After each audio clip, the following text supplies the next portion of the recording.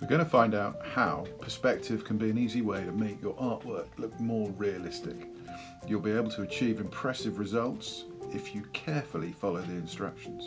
And don't forget, you can pause this video and try out what you're being shown as we go along. We're going to start with perspective in its simplest form. This is called one-point perspective. Well, it simply means that all of the lines disappear to a single vanishing point. What's a vanishing point? I hear you scream. It's the place where something moves so far away from your view that it vanishes.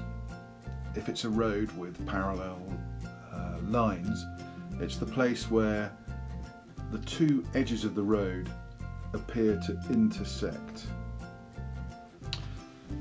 Then there's the horizon line. You'll always have one of these wherever you look. You may not know it's there, but it is. I'll explain more about that. You'll be glad to know we're outside again.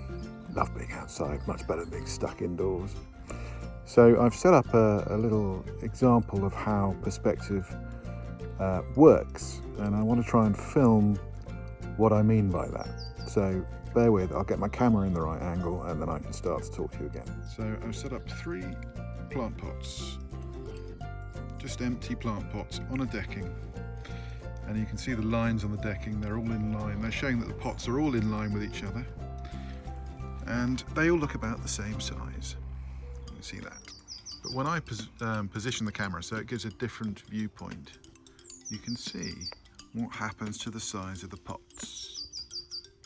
Obviously the nearest one, this one here, try and do it with my finger, looks much bigger than the smallest one. If you run a little line across from this pot, you can see just how small the other ones are in the background.